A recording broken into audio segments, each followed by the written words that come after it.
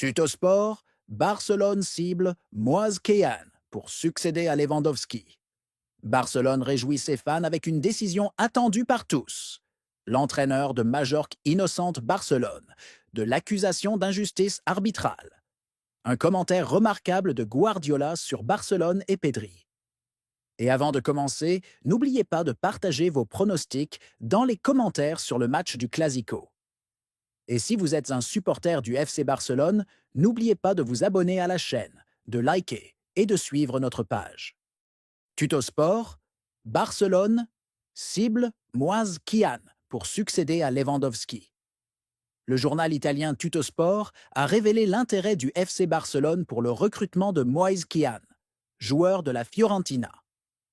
Le journal a indiqué que Barcelone vise à engager Moise Kean pour succéder à Robert Lewandowski, âgé de 37 ans. Les recruteurs du Barça ont suivi Kean et ses performances tout au long de la saison, le considérant comme une recrue potentielle pour renforcer l'équipe. Le contrat de Lewandowski avec le Barça se termine à la fin de la saison prochaine. C'est pourquoi le club cherche un attaquant pour le remplacer.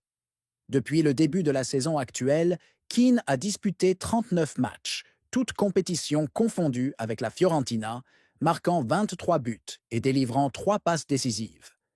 Barcelone occupe actuellement la tête du classement de la Liga, avec 4 points d'avance sur le Real Madrid, deuxième. L'équipe s'est également qualifiée pour les demi-finales de la Ligue des Champions et la finale de la Coupe du Roi. Barcelone réjouit ses fans avec une décision attendue par tous. Le journal Marca a rapporté que le FC Barcelone est parvenu à un accord avec son entraîneur allemand Hansi Flick pour prolonger son contrat pour une durée plus longue. Le contrat de Hansi Flick avec Barcelone se termine en été 2026. Mais le niveau actuel de l'équipe a poussé la direction du Barça à vouloir le garder plus longtemps. Le journal a indiqué que Barcelone a déjà convenu avec l'entraîneur de prolonger son contrat de 2 saisons supplémentaires jusqu'à l'été 2027. Toutefois, cette prolongation ne prendra effet qu'à la fin de la saison. Barcelone parvient à un accord avec Flick pour prolonger son contrat.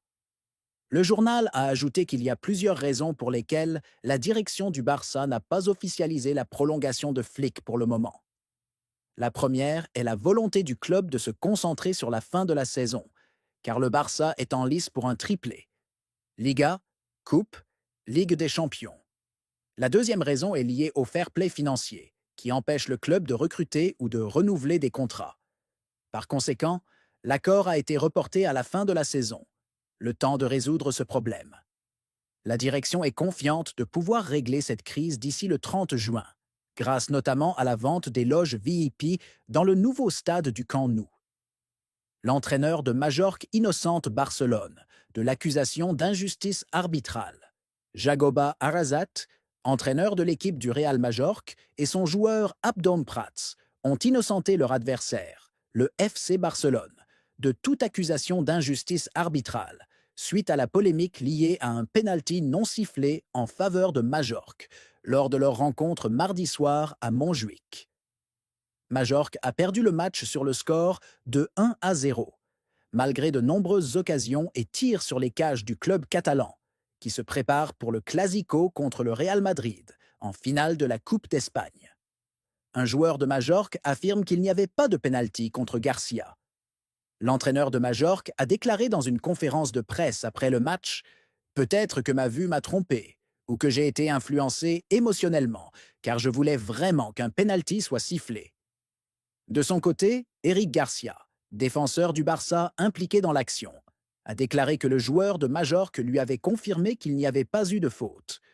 Garcia a déclaré à la télévision après le match « J'ai parlé avec Abdon, joueur de Majorque, et il m'a dit qu'il n'y avait rien. » Arrasat a également salué le milieu de terrain barcelonais Pedri en disant « C'est un joueur incroyable. Ses statistiques parlent pour lui. Quand tu le vois jouer contre ton équipe, tu te dis qu'il s'arrête un peu. Son niveau est évidemment exceptionnel. » Un commentaire magnifique de Guardiola sur le Barça et Pedri. Savez-vous ce que cela signifie d'entendre que Barcelone a gagné?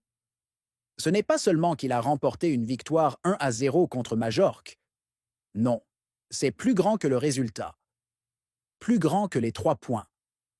Quand j'entends cela, ma mémoire me ramène en arrière, comme si le temps se repliait sur lui-même et me ramenait au matin de San Juan d'Espí, aux voix des joueurs dans les couloirs, à l'écho du ballon sur le terrain d'entraînement, à ces jours où nous construisions quelque chose sans savoir si le monde allait le comprendre, mais en lequel nous croyions.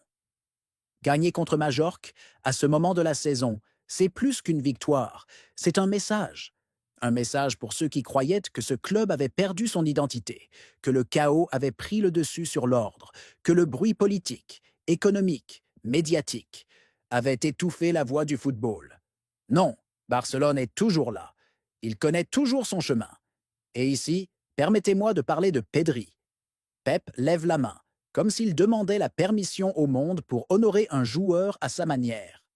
Pedri n'est pas simplement un milieu de terrain. On ne peut pas le résumer à 8 buts et 8 passes décisives. Il fait partie de ces rares joueurs qui jouent comme s'ils jouaient de la musique. Quand il bouge, on sent que le temps ralentit autour de lui, que tout devient plus calme, plus clair. Avez-vous déjà vu un joueur se tenir au centre du terrain, recevoir le ballon et sans même regarder, savoir où se trouve tout le monde? Pedri ne voit pas le terrain, il le ressent. 12 trophées d'homme du match. Certains joueurs ne réalisent jamais ce chiffre durant toute leur carrière. Mais lui, il l'a fait. Et il est encore jeune. Et ce qui rend cela encore plus profond, c'est qu'il ne les cherche pas. Il ne joue pas pour se prouver. Il joue simplement, comme si le ballon lui parlait, comme s'il était son ami d'enfance.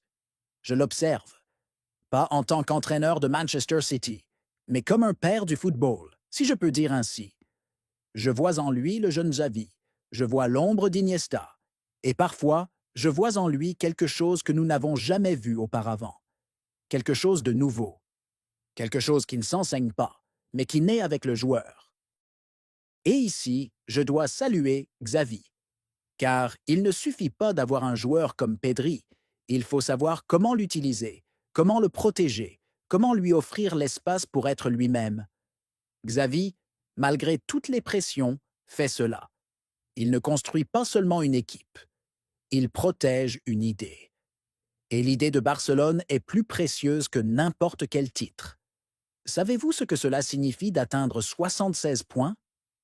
À une époque pleine de chaos, de pression des supporters, des médias impitoyables, des pseudo-analystes qui mesurent tout en vidéo et en like, atteindre ce point signifie que vous avez convaincu les joueurs de croire, d'avoir confiance, de mourir pour une passe juste et non pour un geste spectaculaire. Je connais ce sentiment. Quand j'étais à Barcelone, nous commencions tout par le premier toucher, par l'angle avec lequel le défenseur reçoit le ballon, par la position du gardien, par le placement de Busquets entre les lignes. Ce n'est pas un hasard, c'est de l'ingénierie du football. Et parce que j'étais là-bas, je sais reconnaître quand les empreintes de l'esprit catalan refont surface, même doucement. Vous savez, Barcelone joue maintenant au stade de Montjuïc, loin du Camp Nou. Mais l'esprit n'a pas changé. Le sol peut changer, les murs peuvent même s'écrouler, mais l'esprit demeure. Cet esprit qui a été fondé à l'époque de Johan Cruyff, qui s'est développé à mon époque, et qui est aujourd'hui ravivé. Est-ce une saison facile? Non. L'équipe est-elle complète? Certainement pas. Il y a des blessures, des pressions, des problèmes financiers. Mais quand vous voyez l'équipe se battre, dominer, gagner comme elle le veut, comme elle en rêve, vous réalisez que Barcelone conserve toujours ce qui est plus important que l'argent ou les stars, son identité. Pep regarde la table, tapote légèrement avec ses doigts, puis esquisse un léger sourire, empli d'un peu de fierté et de beaucoup de souvenirs. Quand vous entendez que Barcelone a gagné 1-0, ne vous contentez pas de lire le score. Lisez entre les lignes. Il y a un esprit qui s'écrit, une philosophie qui renaît, et un joueur nommé Pedri, qui, à mes yeux, n'est pas seulement l'homme du match, mais le symbole de l'avenir. C'est pourquoi, je le dis sincèrement, moi qui ai entraîné à Barcelone, au Bayern et à Manchester City, je n'ai jamais vu quelque chose qui ressemble à Barcelone lorsqu'il est lui-même, lorsqu'il parle sa langue, lorsqu'il attaque avec son esprit, lorsqu'il gagne avec ses valeurs. qu'ils écrivent 76 points, qu'ils écrivent le nom de Pedri. Mais l'histoire écrira l'essentiel. Que Barcelone, peu importe son retard, revient toujours. Pas parce qu'il est le plus fort seulement, mais parce qu'il est le plus vrai.